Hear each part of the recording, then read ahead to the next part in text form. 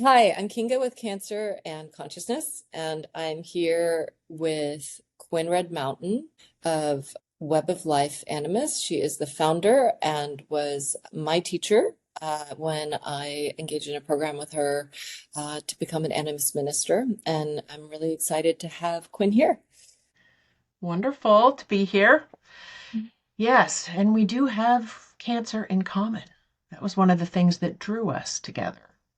That is right. We have Remember a lot correct? of things in common, actually. It's really interesting. It's been really kind of just interesting to find these different threads and also over time, right? To continue to find the threads over time. I think it's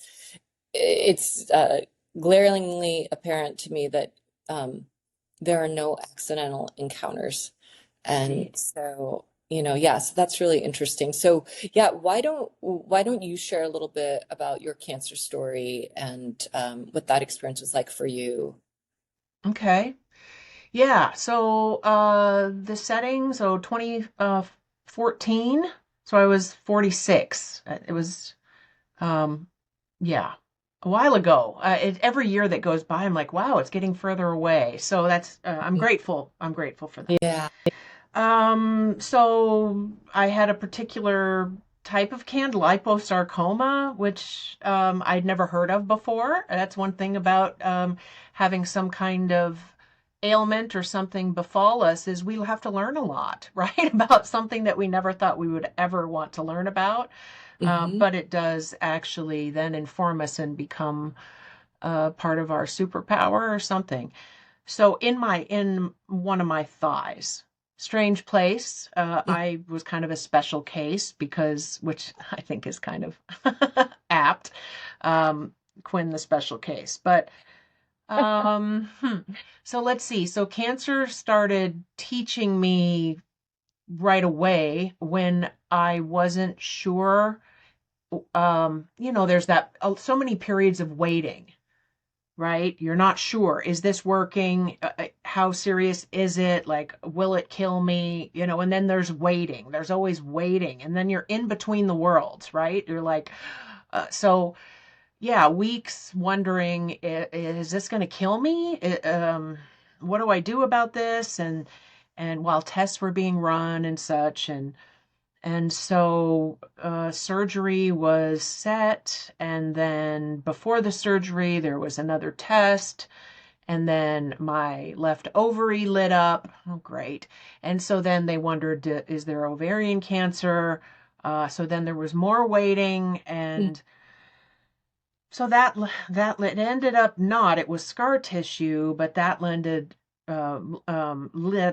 to a whole other kind of surgery, hysterectomy. So I had two surgeries within maybe 5 weeks, 6 weeks. And so they resected, as they say, the very big. I mean, it was like big, big. Mm. Um, It was that big on your thigh, like so that. one thing I learned Yeah. is if something isn't on both sides, it's probably a problem, right? So I didn't know what it was, Mm. and so live and learn, like learning like what to pay attention to, and because so many times people have signs or sensations, and then oh, it's nothing, or oh, it's fine, and sometimes it's not. So I learned a lot in that as well.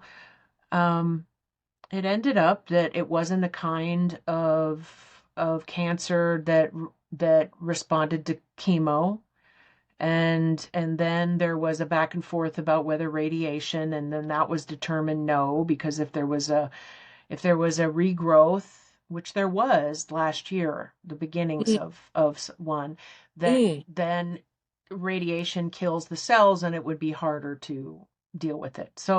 Hmm. Um, so it didn't take me to the edge of this life, but what it did do is it brought up many multiple things in my life that needed to be addressed.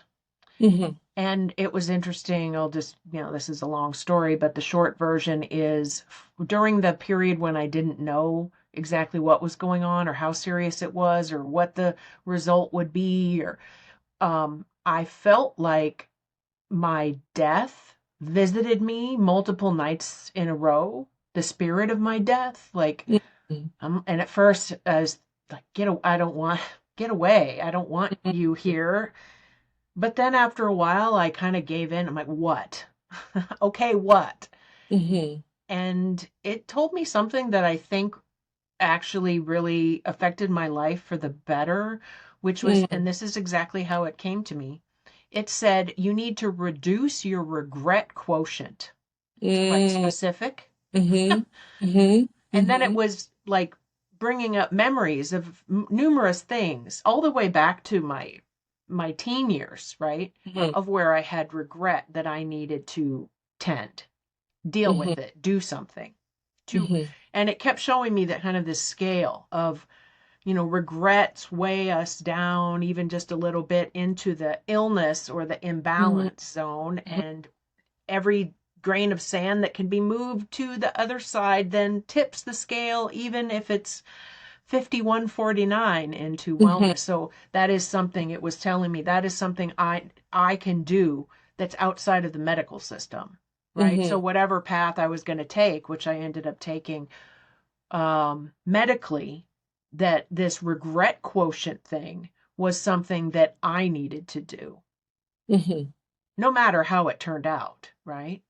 Mhm. And so there was something I apologized to my mother for, something I lied Mhm. to her about that I kept up the lie because I didn't want to. And so I told her. Mhm. Good thing she laughed after all those years.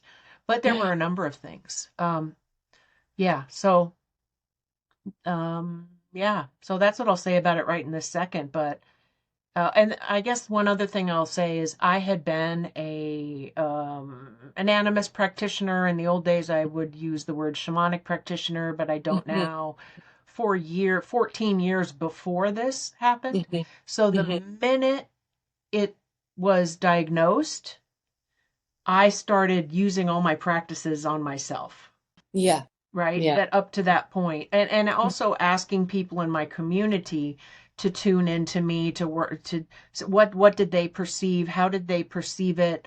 I remember someone that was very close to me, would it was an energy worker, and she said that she was like snipping tendrils Mhm.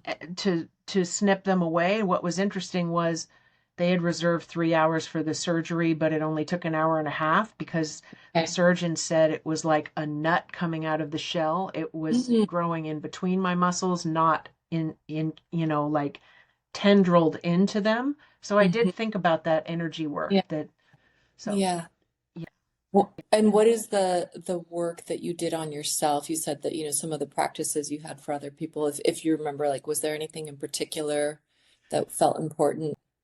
So I asked some people that I respected that were in my community to journey for me, to tune into me about how in their inner world language Hmm. I showed up in Hmm. my particular situation. Hmm. So this is one track that was going on, and like one indigenous friend of mine had an interesting insight about my teen years and that my teen self was still needing, right? Like wasn't tended, Yeah. and I needed to work with that. Yeah. And there was one, so then I was a journeyer. I still am. I have been since I was in my mid 20s, and Hmm. that's what started this whole thing of Web of Life Animus.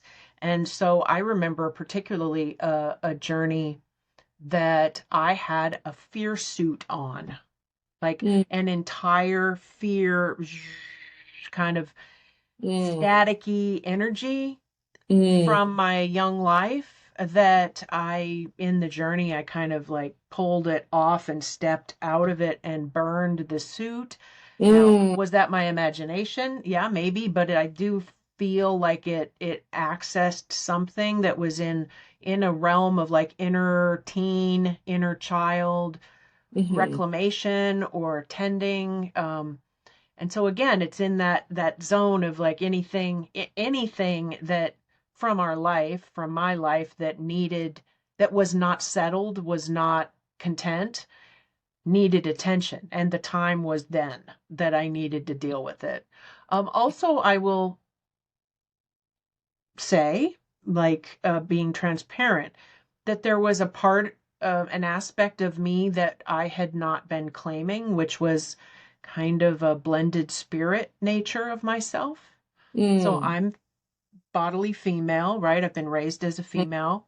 mhm, Um, and I had not yet really come home to the realization or the admission to myself that my spirit is pretty mm, male, mhm, and that the male part of me had been squashed or put in the back mhm, my whole life. Like I mhm. didn't really know what to do with it. And Yeah. so in when I the thing so I had the surgery on my leg, and then I dealt with the do I have ovarian cancer. So for weeks I was in between the worlds not knowing. And that's when I really worked with that part of myself a lot. It's kind of like the he version's like, hey, look, I'm tired of being in the background. You have to find ways for me to be up front. And I was like, okay, you don't have to kill me to get my attention. I will listen. So we worked out some negotiations, and also it was interesting that what I needed to do was because yeah, of this the whole hysterectomy thing of having for the reasons why of giving up my birthing ability, right? Like Mm, giving up my mhm, uterus, mhm. sending it to the spirit world. Because that's what Yeah. they do. They burn these organs, right, into the Mm, spirit world. And I said, okay, so in that way, I'm a little more in between, right? yeah. And so Yeah. that seemed to be okay, like a negotiation. And I did live. I'm still here and still negotiating with Very that part alive. of me. So I guess all this to say that there were multiple threads that were involved, Yeah. and I kept myself busy being curious about them because I got to the point of realizing if I keep pushing these things into the back of my inner closet saying, no, no, you don't deserve to be heard.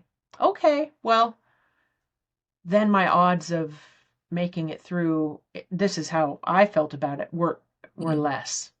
yeah. And I did end up making a kind of a healing series called Weaving Well Through Illness, approaching things from different uh, points of view when someone feels like something is impeding our wellness, of Hmm. how to be curious about it. So it did create some content that might be helpful for others. It was for Yeah. me. Yeah. Yeah. Yeah. Gosh, there are actually several. So there, yeah, as you were talking, there were several threads that really, dovetail with my experience. And one thing that I do want to say, and I kind of wonder if you've ever, uh, kind of contemplated this or thought of it from this perspective, but when you said that your ovary had so-called, I'm going to say so-called scar tissue on it, that's really like such a red flag for me. And I really wonder if you um, really had like maybe even that like death spirit was really some kind of angel because, or I mean, I don't know about that in particular, but I do wonder about, this um, outward expression of cancer that presented, you know, um, visible on gross examination, right? That then led.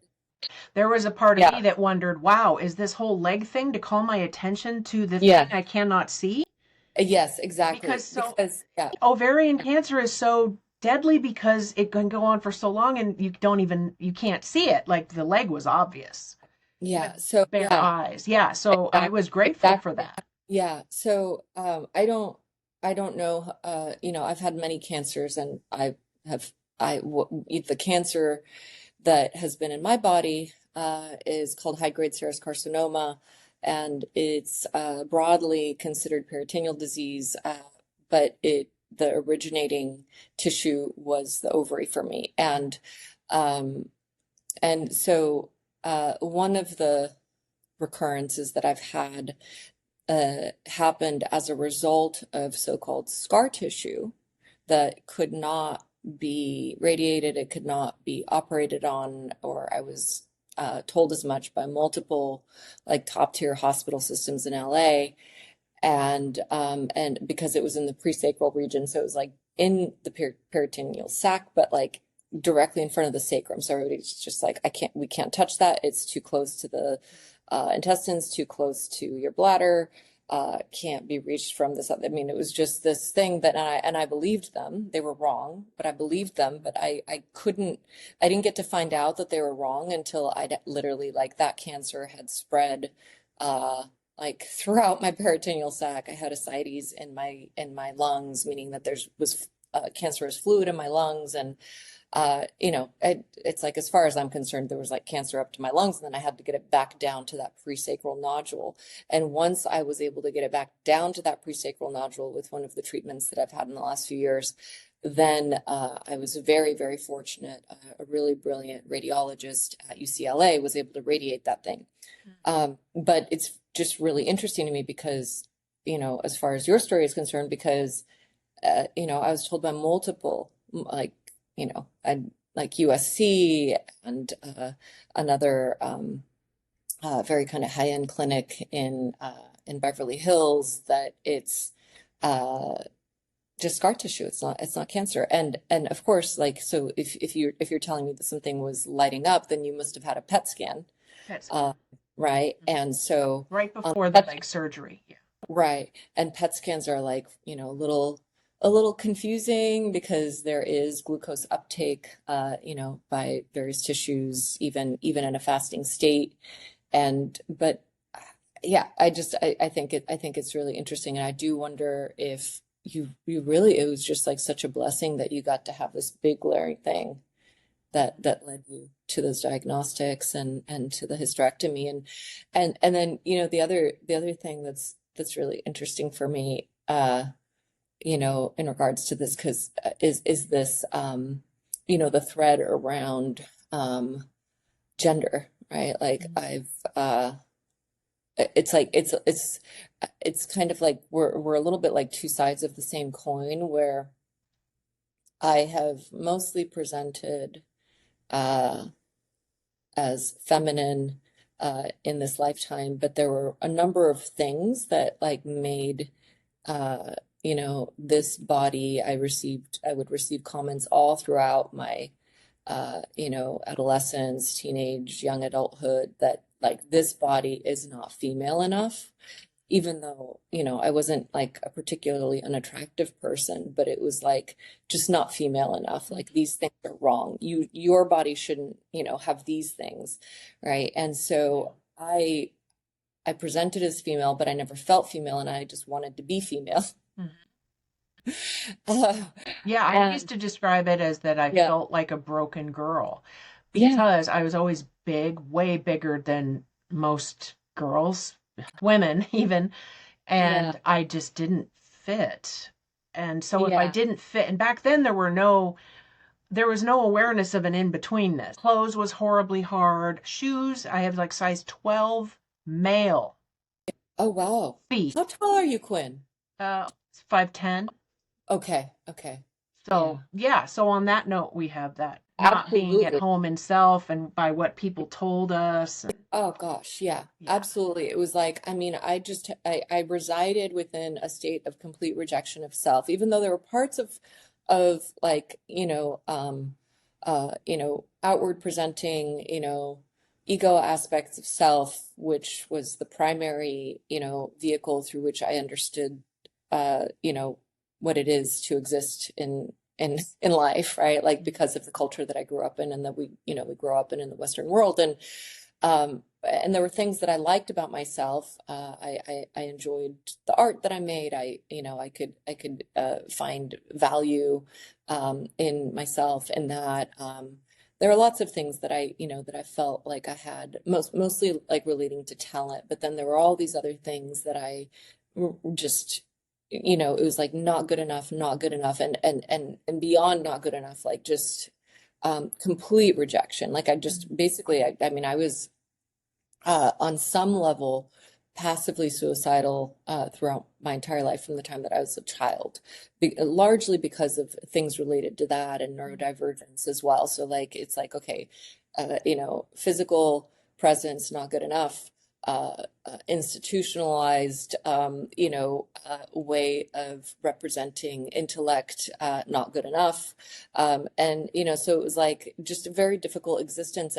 And when the cancer arose, I was very young too. I was 44, but it was stage 3C, so directly under stage 4 of that type of cancer that is very, very bad outcomes as far as ovarian cancer is concerned. There are different types of ovarian cancer, and this is the one that you do not want to have. And they gave me about 2 years to live. They said I'm going to get cancer over and over and over and die within 2 years, roughly. And they said there was about a 70% chance of that. And I, I contemplated the idea of cancer as a teacher. I felt like, okay, the fact that I had rejected my body and the fact that I never felt like a woman, and that it arose in my reproductive organs was like, I mean, it was just like completely obvious to me. Like it didn't feel coincidental at all. At all. It was just like, of course, and then it's interesting because for you, it sounds like having the hysterectomy was in a way therapeutic. Um, and for me, it was actually, it just felt like another insult. It's like, okay, so I didn't get to just be a girl in this lifetime. And now you're taking, the thing that like the one thing that I had that, kind of put me squarely in that category. Mm. And I actually I had I initially wasn't going to do chemo, and I don't mean initially like in like a decided way, but like when I first received the news of cancer, I really did everything I could to explore whether there was any possibility after I got my firm diagnosis from the biopsy that would be just holistic. So I considered going to uh, the Garrison centers. There's one in Arizona, one in Mexico, and I considered going to Santa Viva in Mexico. And after talking to doctors at these places, I was very grateful that both the Garrison clinics told me not to come, because they said that I would die if I just did that therapy for this type of cancer. There are other cancers that they feel like, yeah. I mean, so it was very interesting though, because I will say that the doctor in Arizona told me not to tell the sales team that she told me Yes. Not that. supposed to Yeah. do that.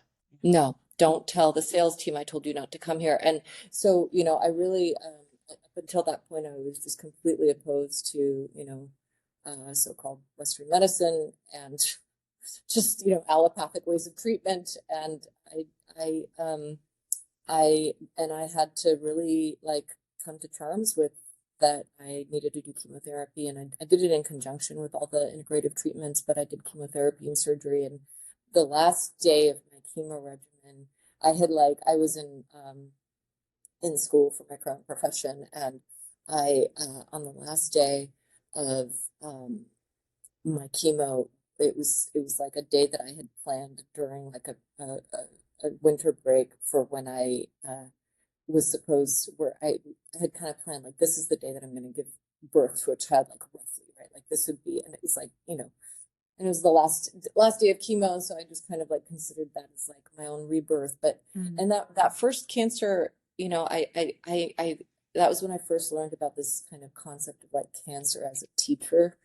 And I did some lovely things. I never bought into the war on cancer. I really, I I, yeah, I yeah, I agree with that. I think that that is counterproductive. yeah, yeah. Yeah, but on the other side of it, I have never talked about like when I was going through it, the cancer, I've never said my cancer.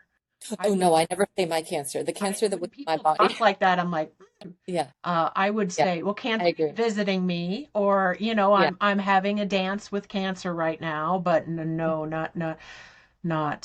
So teacher, yes, but yeah, moving on. Like yeah, it's not a yeah, part. Like yeah, that never felt yeah. good to me. No, Uh, yeah, no, I agree. And I did very compassionate meditations. I would meditate with, I researched the chemos that I had. One of them was paclitaxel, the other one was carboplatin. And Taxol comes from a fungus on the yew tree that lives symbiotically with the yew tree, and if I am remembering correctly, it protects it from like a mold or another predator. And so I would kind of, I would picture the Taxol kind of like for some reason I associated it with this kind of idea. It's like a mycelium network, and then I was picturing the carboplatin as like platinum, like bringing light and oxygen and oxidizing, and then like, effectively killing the cancer cells, but then sending them back into the light from which they came, right? So it's mhm. kind of like, thank you, received, and now I'm compassionately, you know, ending the work that you have been doing, which is ceaselessly reproducing yourself. You no Yeah. longer need to do this. But, and, right. And so, yeah, so that was, I had some good processes there, but then like I've had cancer, like a total I didn't have a recurrence for 3 years. So they told me 2 years, bunch of cancers, you're going to die. And I didn't have the first one for 3 years. And then from since then, I've just been continuously in cancer treatment since 2023. So I've just, and there was like a 3 month period where they told me that scar tissue was not cancer, that I, thought maybe I was in remission, but then it arose right back after 3 months. So they don't count that as a remission period. That's like a failure of treatment. And so outside of that 3 month window, since 2023, I've just been in cancer treatment. And no one expects this body to uh, be cancer free ever again. As far as conventional oncology is concerned, no one expects this body to not have cancer replicating rapidly without continuous chemotherapy of some kind, or even if I take a short break, they assume that I'm going to have to come back to chemotherapy. And I don't do conventional like current FDA approved treatments. There's a couple that I have done that are very new in on as far as FDA approval for ovarian cancer, that are uh, uh, have different types of side effects than regular chemotherapies and are more tolerable. But other than that, I've just most like the last 2 years have been trial. Uh, the chemotherapies are old, but they are new delivery systems for chemotherapy. And these are all trials, and hopefully these will be available like in the next probably 3 years, for at least the two drugs that I've been on. And the reason why I've been on more than one drug is that they stop working because the cancer um, outsmarts chemotherapies, right? It adapts and it changes, it like shifts. It's like a shapeshifter, and it's like, okay, so they're targeting this protein. I'm going to hide that one and put this one out, Yep. right? Or I've read about chemotherapy pumping or cancer cells pumping out chemotherapy when they recognize that it's toxic to its existence. So, this is where like Yeah, this the idea, consciousness. yeah, That is, this yeah, fascinating. yeah, exactly. So this is the where this idea of like, does cancer have consciousness arose for me, was during the last when the cancer suddenly was so-called no longer responsive to the chemotherapy, where the cancer had realized how it can, you know, reside in my body despite that chemotherapy. And so um this is actually, so it's been a really interesting period because if I did not have that cancer that I really call my fourth recurrence, so fifth total cancer, because I almost had no cancer in my body, and then it stopped. That last treatment stopped working in January, and thankfully they found one that was has been helpful for the last few months, and um, but without that incident, which was it was a pretty hard pill to swallow. When that was when I had like that last chemo had reduced it from when I had the fluid in my lungs, and there was just cancer all throughout, and had to get it back down to that little nodule. And then I had very successful radiation, and I thought I might be in so-called remission again. Um, and I say so-called a lot because it's like all of these things, all of these things. It's uh, like what, I think that there's different perspectives and on the same thing, um, and I really believe that like one reality from a particular perspective might be a different reality from a different perspective. And so that's why I feel like it's important to kind of qualify that like something is said to be or do X, but we don't really know the whole picture, right? We don't ever really know the whole picture about life. But the last thing I just kind of wanted to say is that this is the moment when cancer has been a real teacher for me, and on a very profound level, in fact I am no longer, because kind of went through, there were different archetypal energies with each cancer, and at one point I was really kind of using wrathful kind of deity energy to eradicate cancer from my body. So the first cancer was like loving it away, thanking it. I wrote a love letter. I was like healing, in my mind, I was healing multi-generational trauma through this body, and kind of all, I went through a lot of different ways of approaching it. And this is now, I'm really kind of at peace with it because what it has taught me, this last recurrence, what it has taught me is that cancer is here to teach about divisiveness, right? So it's like, this is what the world looks like if there are divided factions, right? And if we are not under a singular domain. And so, I think this relates to the gender piece, right? Like feeling like, oh, there's two genders, right? Like, it's like, no, gender is fluid. We are all under one domain, right? And the And cancer, I think working yeah, towards working in a common direction, right? yeah, Like if it's exactly. this one's going this way, Yeah, that's the divisive part. Like have to exactly. be working for the same intention or something. Exactly. No, exactly. So, yeah, yeah. So, what cancer, one of the things that cancer teaches about in terms of this divisiveness is this is what happens when you do not surrender yourself, um, for the greater good, right? So, and cancer is also teaching about focused attention, right? Cancer doesn't care like, how do I look in the mirror today? Cancer doesn't care, what am I doing for work? Where do I have to get food? It's just like, it's all there. And the only thing that cancer cares about is reproduction, right? Reproduction and existence. And so this is where I think that cancer is here to teach us that we can have the same degree of agency over our genetic expression as cancer does.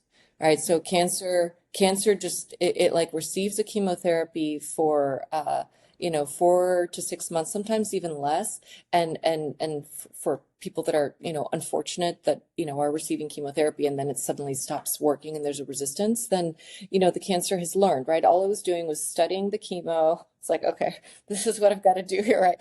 And so, so it's like if we were to exert, any like any degree of intention towards our own genetic expression, and we're cautious about the language, like you said, it's not my cancer, it's just cancer.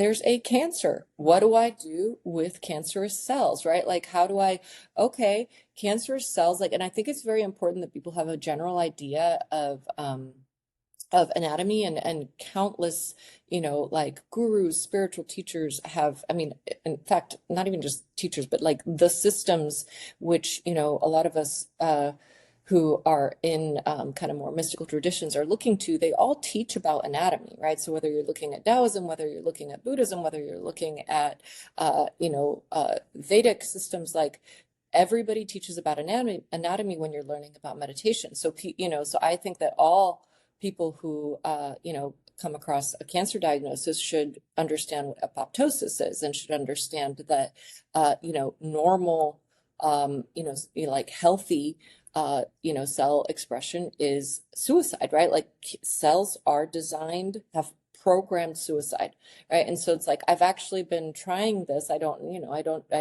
don't, if this will be effective or not, but I've been trying to really focus on my body being coherent. It's one domain. All the factions are under one domain. It's a loving domain, but it's, but it requires that any part that is kind of acting for self only is programmed with healthy apoptosis, and that it, to like directing these cells to self-suicide if they are acting out of coherence with the whole, right? Like, so the So I'm going to do what I want. exactly. Right. Right. Yeah. Well, Yeah, and then it's like, then if you think about that, then that's kind of teaching about greed, right? That's yes. teaching about greed, right? It's teaching about, so it's kind of like all of it's cancer is really like, I really feel like cancer is here to teach us about all of these things that mystical traditions have been trying to, or I don't know, mystical traditions have taught, and I think a lot of institutions have, kind of eroded as far as like what we understand about these traditions, because it creates a lot of agency, right? It creates a lot of autonomy. It helps people to understand that they are already perfect, right? Like they have the ethics, they are embedded with like good ethical direction if they're not being distracted by, things like consumerism and, greed and these sorts of things that are in our culture, right? So, yeah, so I think, I think it finally hit me like what the teaching is, at least for me. I think these are, I've never heard I've personally never heard, this sort of conversation around cancer. There's been certainly a lot of conversations around just self-love, self-acceptance, these sorts of things, but like, but it feels very, it feels very kind of didactic, the teachings that I'm receiving now. They're just kind of like, no, like, yeah, this is just, it's like very impersonal. It's not, it's not so, and if I don't succeed, as far as, utilizing this to live longer, because every year I've had about, most oncologists think I'm going to live between 1 and 2 years. Still here. And I'm still here.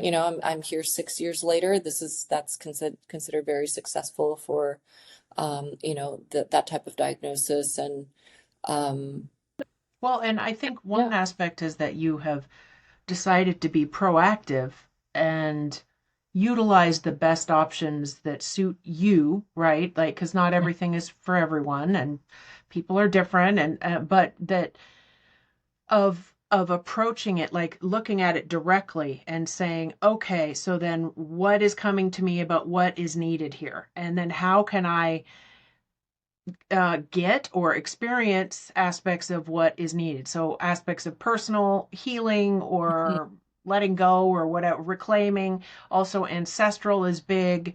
And then structural too, about the way that we're taught, the way that like the Mhm. being, yeah, pulled apart and not Yeah. accepting ourselves.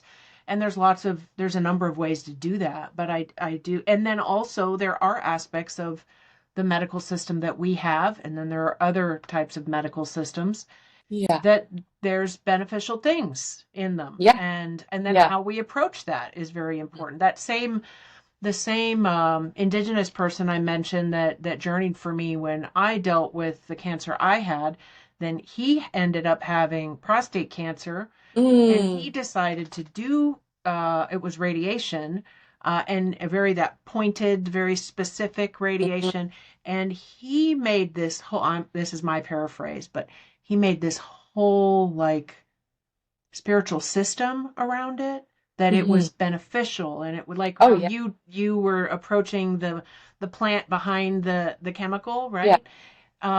And so like there's lots of ways so that it's Oh yeah. real for us, that to be proactive and to step into it, that's not an overt fight like I'm going to Yeah. kill it, and because really No. it's our Yeah. own cells. Now there are the cancers that are overtly from poison, right, that are in the Uh, system, like chemicals, like living in a place where all the the hot spots where there's so many people, yeah. because and still that's from um, people being greedy and putting other people in danger because of their greed. So one thing I'm careful of is it's difficult when any of us are going through something, and then there are the kind of the love and light high vibe kind of approaches, which is, well, That's if where you I just, started. That was the first cancer. yeah, if you just like have positive thoughts, Yeah. like you have this because you're not thinking positively. And I'm honestly like, F you.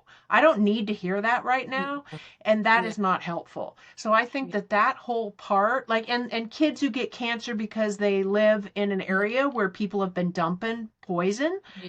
that's Yeah. not those kids' fault, right? It's not because they weren't thinking positively or their vibe isn't high enough. So just to say, like, I don't want to ever give the impression that my feeling is, well, you bring it onto yourself because of your own trauma or your thinking is negative. I can't accept that as it is, because then my response is, well, nothing bad has ever happened to you. That's why you have that idea, right? Yeah. Like that you've had to work your way through.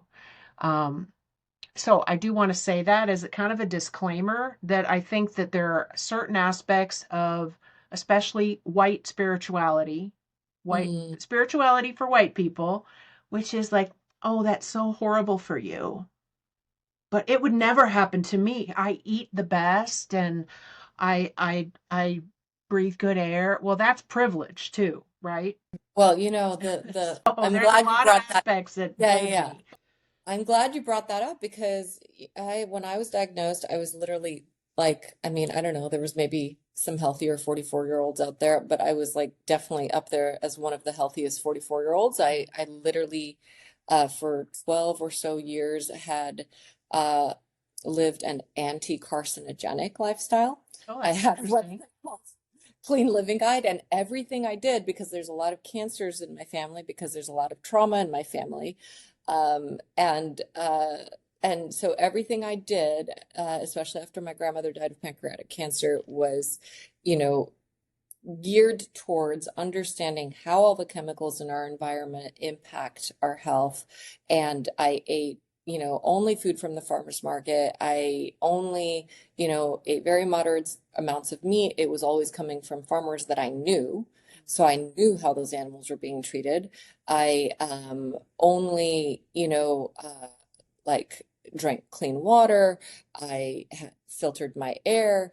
I did everything I could to reduce EMF exposure. Like, I was one of these people. I didn't even buy new furniture because I understood, that like you can't buy new furniture unless, you have something handmade from solid wood or whatever that doesn't have formaldehyde in it. So, like it was a very, within my means. I was, not like super super wealthy, so certain things, just whatever was within my means. But I mean, I just lived modestly and didn't partake in anything that I thought was just bad for my body. And it's not like every single meal I ate was like, oh, this is anti-carcinogenic. It was more like, oh my gosh, look at this beautiful meal that I just made. And there was, there was a lot of joy, but there was this focus on anti-carcinogenic. There was a focus on reducing chemical exposure because I understood what it did. And my grandmothers worked as like domestic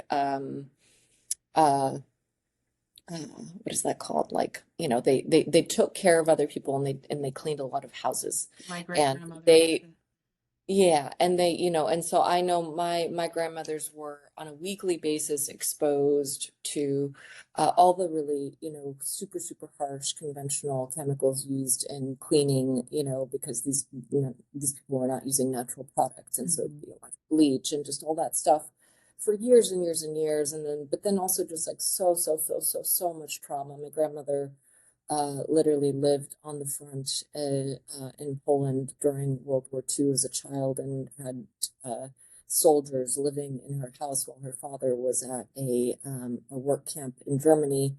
And it was just that her mother and her siblings, and she was like 7 years old when this started. So and then lots of other trauma after that. So so who knows why it happened. I think though, like, living with impermanence for so long, where everybody's like, oh, you might have 1 or 2 years to live. Um, and living with cancer for so long now, like this, an aggressive type of, what's considered a malignant aggressive type of cancer.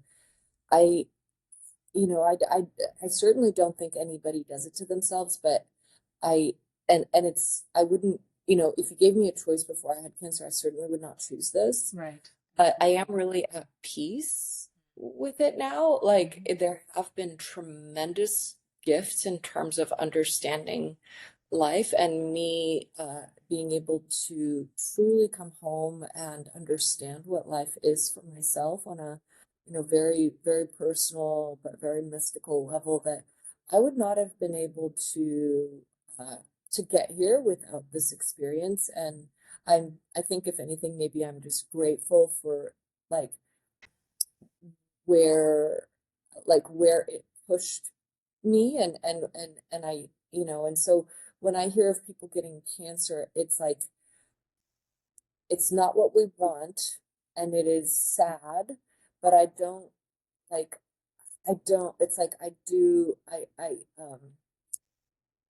I think that everything that happens to us can be approached from the perspective of tragedy and fear, which I did for many, many years with this thing, right? And then, there's also the potential for like a perspective of like, okay, what is the lesson, and is it okay if I die early, right? Like I'm okay with that.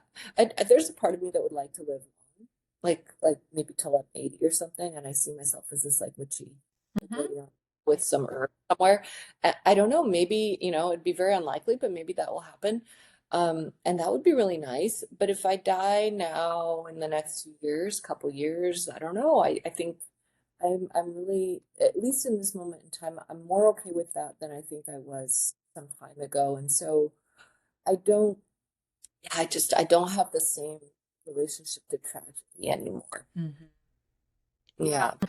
And I think Americans generally, our overall culture is pretty death averse, like Yeah. fear, right? Like, no. Okay, well, nobody wants to leave. Some do because of a lot of reasons. But, Yeah. and having a reason to have to face like this, like the consciousness of it, like the spirit of death, right? Mhm. Our death, not death for anyone, but like our death makes us really see ourselves Yeah. and really come to terms with things. Like if it were to next week or tomorrow or whatever, like a year, next week, tomorrow, then what? What's most important to us? What are we carrying that we absolutely need to set down?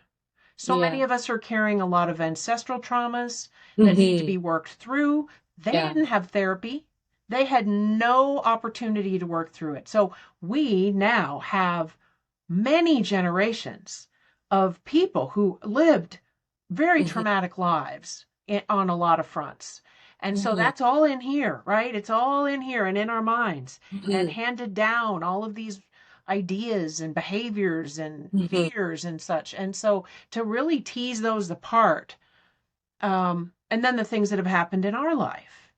And we're not, now it's getting better about, you gotta, maybe you should look at that, right? And there's therapy Yeah. and such.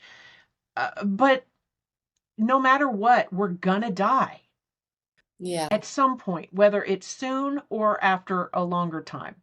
But when it's our time, can we, how much regret quotient do we have? How much are we, no, oh, I wish I would have said that, or I wish I would have let that go, or I wish I would have loved more. Those are the kinds of things that often, apparently, is what people feel at the end, right? And Mm. so, what's going to help us get there before it's our end?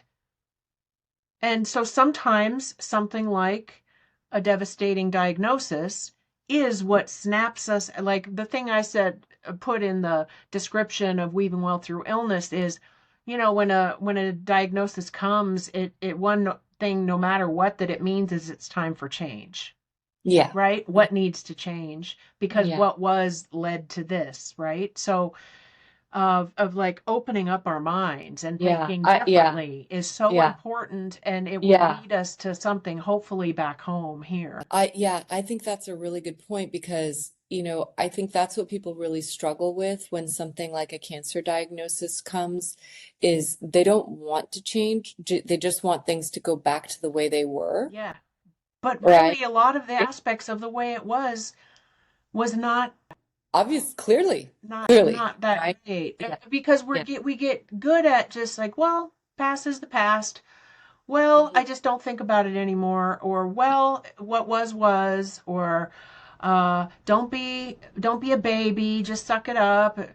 you know, mean parents. I had it. I survived. Right. Like, come on, that's Right. just like trauma, like talking and justifying. And so there's a lot of things, and culturally too. I mean, the Yeah. way things are going now, not just in this country, but around the world with humans, it is a trauma laden species that Yeah. we are acting out all the time Hmm. from horrific acts that have Hmm. been perpetrated against our people and by our people. Yeah. And so we're all coming to a reckoning where we have got to face it. That's one thing about cancer. I mean, there's a lot of differences in treatment possibilities, but it doesn't care if you're wealthy or poor or male, No. female, Yeah. whatever. Some people who say Earth is in hospice, like humans on Earth are in hospice right Hmm. now. So if Hmm. that's the case, like, what the Hmm. heck are we going to do with it? We should try to make ourselves better people Yeah. Yeah. because we're in a particular pickle right now because of all this trauma that's Yeah. still being perpetuated by, yeah. So we can't change external, we can't change other people, but what we can do is really notice within ourselves, whether through a diagnosis, and it's not only cancer. Like I know people who are diagnosed with fibromyalgia, with this, with Yeah. that, right? And it's like, whoa, everything has to stop. And I Hmm. have to assess things and change.